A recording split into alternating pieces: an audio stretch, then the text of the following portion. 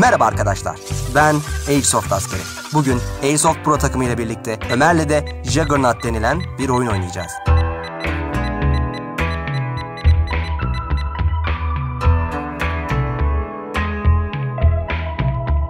Bu arkadaşımızın adı Ferhat.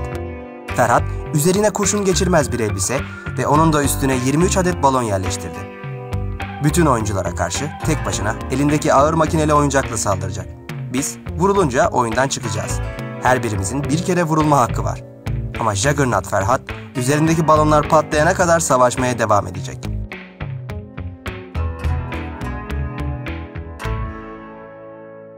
Ferhat abinin al yanına. Ferhat abi, herkes bir bana çember yaptı.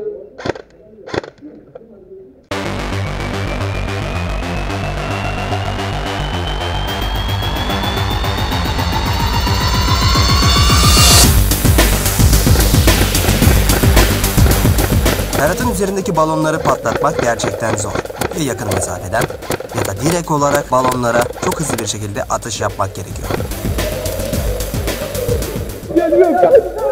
Ferhat elindeki ağır makineli tüfekle otomatik atış yaparak herkesi kaçırmayı başardı.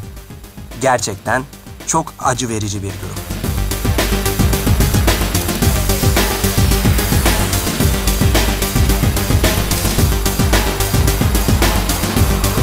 Üst katta mı?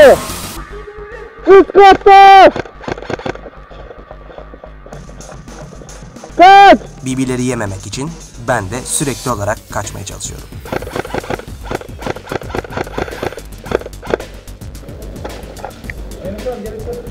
Tamam. Sana bir şey söyleyeyim mi? Acayip keyifliyim şu an. Şuradan. Yok, devam et sen abi, ben sana bakıyorum.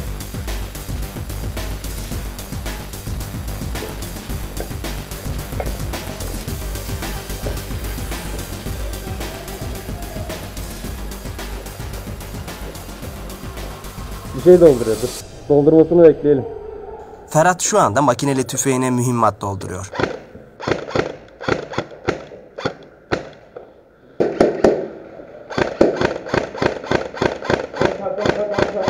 Ha?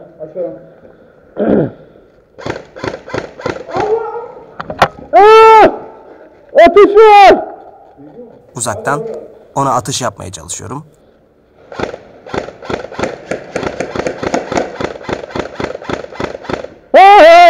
Beni fark ettiği anda da merdivenlerden aşağı kaçıyorum.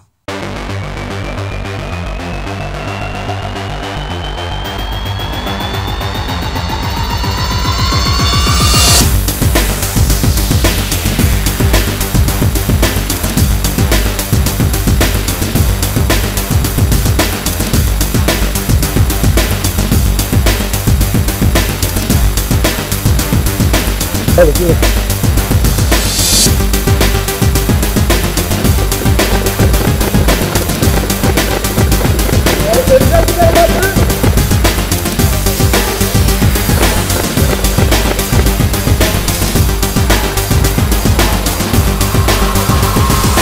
Ferhat abi neredesin? Lanet olsun, çık ortaya! Orada gelin! Lanet olsun! Kaçın! Kaçın!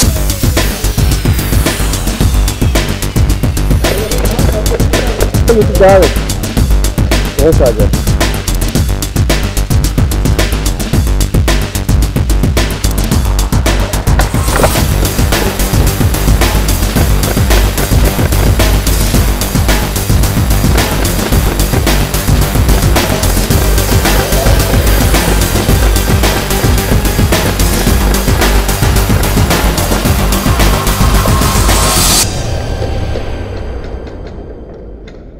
Geliyor mu? Ferhat teslim ol!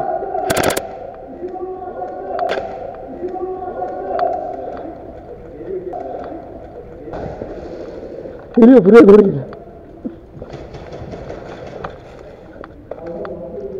Nerede? Orada geldi. Kaç!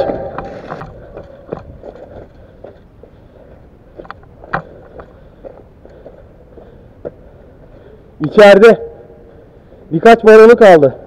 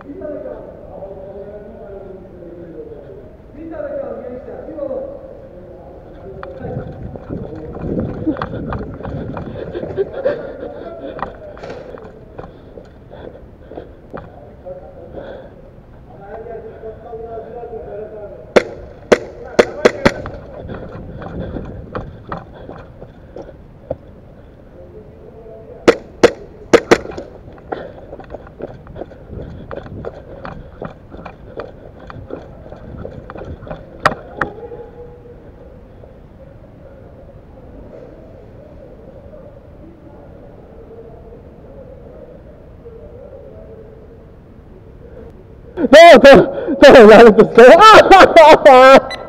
Ne yazık ki Ferhat'ın üzerindeki balonların hepsini patlatmayı başaramadım.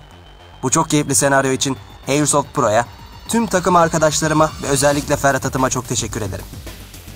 TAP Derneği'ne ait bu alanda sizler de oyun oynamak ya da izleyici olarak katılmak istiyorsanız Airsoft Pro kanalına abone olabilir ve açıklamalardaki linklerden oyunlara nasıl katılacağınızı rahatlıkla öğrenebilirsiniz. Daha fazla içerik için kanalıma abone olmayı unutmayın.